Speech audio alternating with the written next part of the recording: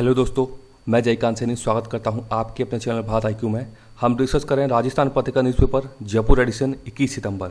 तो बने रहिए इस वीडियो में साथ अंत तक। There is lot to know and lot to discuss. तो आइए शुरू करते हैं आज का वीडियो।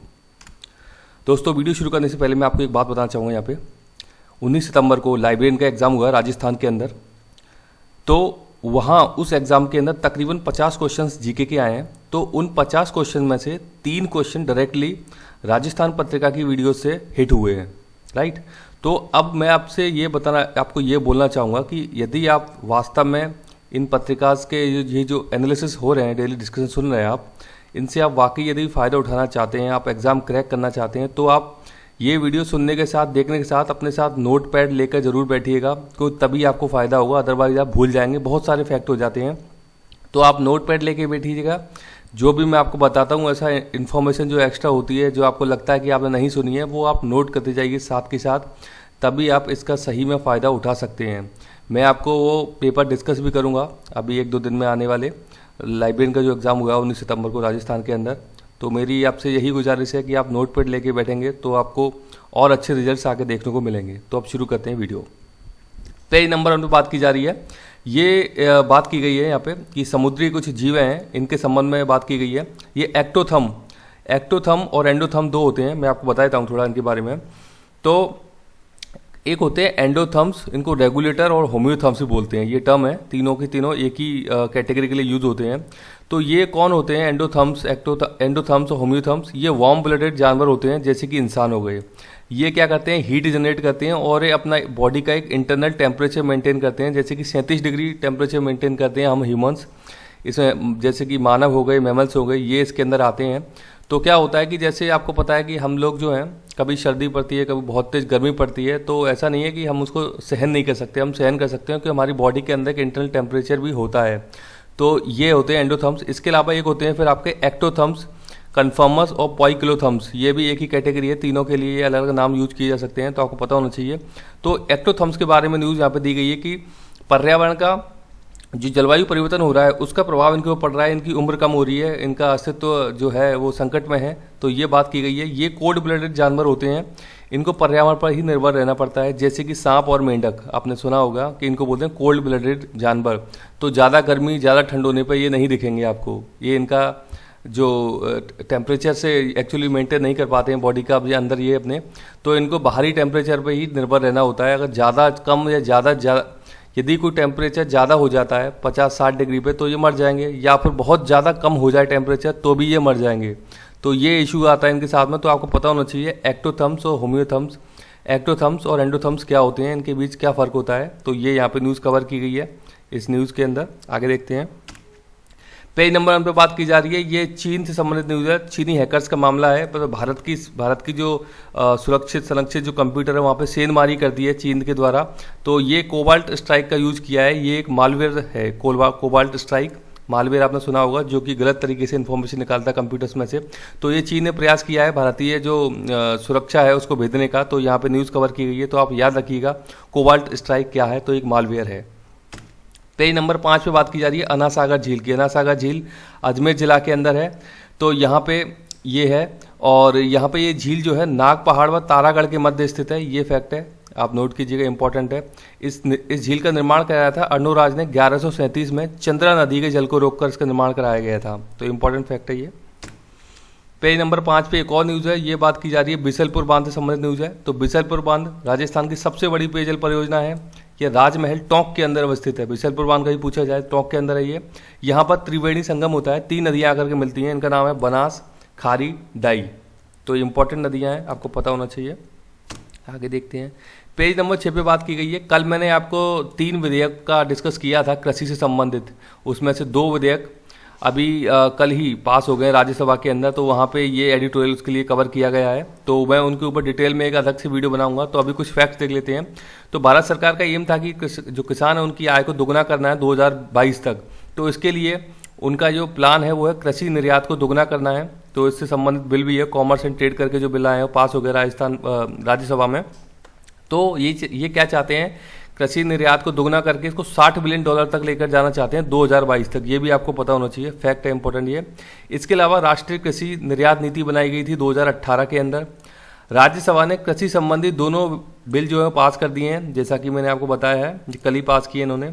अब यहाँ पे बात की गई सीमांत किसानों का शोषण होगा इन बिल के तहत। तो सीमांत किसान कौन होते हैं ये आपको पता होना चाहिए। 1 हेक्टेयर से कम भूमि जिनके पास होती है उनको हम बोलते हैं सीमांत किसान। भारत में सबसे ज़्यादा यही किसान है, तकरीबन 88% किसान जो है भारत के अंदर वो सीमांत किसान ही है। आगे देखते हैं, पेज नंबर 7 पे वही न्यूज़ है, कनेक्टिविटी है उसकी, ये एक और एडिटोरियल है यहाँ पे।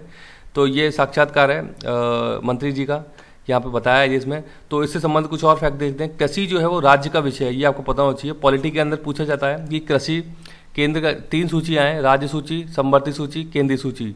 तो वहाँ पे जो कृषि जो विषय है वो राज्य सूची का भाग है। अब कृषि उपज मंडी एपीएमसी मैंने आपको बताया था, ये राज्य सरकार के तहत आती हैं और राज्य सरकार को रेवेन्यू जनरेट भी करती हैं कृषि उपज मंडी। तो इनके अस्तित्व पर ही जो खतरे में नजर आ रहा है ये 2 बिल पास होने के बाद, ऐसा बोला जा रहा है। और एक फैक्ट है कि भारत में उत्पादन लागत का 1.5 गुना तक एमएसपी है वर्तमान में। यदि पूछा जाए वर्तमान में एमएसपी कितना है, तो जितनी उत्पादन लागत आती है उसका 1.5 गुना है भारत में वर्तमान के अंदर एमएसपी, यानी कि मिनिमम सपोर्ट प्राइस। आगे देखते हैं, पेज नंबर 8 में बात की जा रही है। ये बात की जा रही है कि वियतनाम के एक राजदूत हैं जिन्होंने घना का भ्रमण किया है। घना कहाँ है? इसको केवलादेव राष्ट्रीय उद्यान के नाम से भी जाना जाता है। ये भरतपुर के अंदर है घना, राइट। तो ये 1982 में नेशनल पार्क बन गया था। सबसे छोटा आप बोल सकते हो नेशनल पार्क है राजस्थान के अंदर ये। इसके बाद आता है एक और देख लेते हैं हम, राष्ट्रीय रणथंभौर राष्ट्रीय उद्यान सवाई माधोपुर के अंदर है। ये 1980 में बना था। राजस्थान का पहला राष्ट्रीय उद्यान है रणथंभौर नेशनल पार्क, जो कि 1980 में बन गया था। तीसरा राष्ट्रीय उद्यान है राजस्थान के अंदर, इसका नाम है मुकंदरा हिल्स राष्ट्रीय उद्यान। ये कोटा और चित्तौड़गढ़ जिला के अंदर आता है। अभी मैंने इसकी आपको यहाँ पे ईयर नहीं दिया है क्योंकि इसमें मेरे को कुछ कन्फ्यूजन है, वो मेरे को चेक करना पड़ेगा कि वो किस ईयर में स्टैब्लिश हुआ है। तो यदि प्रश्न बने कि सबसे पहला राष्ट्रीय उद्यान कौन सा है राजस्थान के अंदर, तो रणथंभौर है, और लेटेस्ट जो बनाया है वो मुकंदरा हिल्स राष्ट्रीय उद्यान है।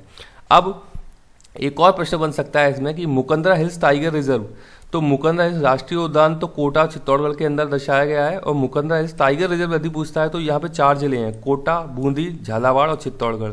तो ऑप्शन में ये कोई भी आ सकता है। तो आपको पता होना चाहिए कि जब यहाँ पर टाइगर रिजर्व की बात होती है तो कौन से जिले ऑप्शन में आ सकते हैं, और राष्ट्रीय उद्यान की बात होती है तो 2 जिले दिए गए हैं, कोटा और चित्तौड़गढ़। आगे देखते हैं, पेज नंबर 9 पे बात की जा रही है। टिकटॉक बहुत ही फेमस भारत के अंदर हुआ था, तो इसके ऊपर संकट के बादल छा गए थे। टिकटॉक को भी खरीद लिया है अमेरिका की 2 कंपनी है, ओरेकल व वॉलमार्ट ने इसको खरीद लिया है और नई कंपनी बना दी टिकटॉक ग्लोबल। तो टिकटॉक का अब जो मुख्यालय है वो अमेरिका में होगा, ये नई बात इसके अंदर हो गई है। तो पूछा जा सकता है ये एग्जाम के लिए। टिकटॉक बहुत ही फेमस रहा था, भारत सरकार ने इसे बैन कर दिया था इंडिया के अंदर।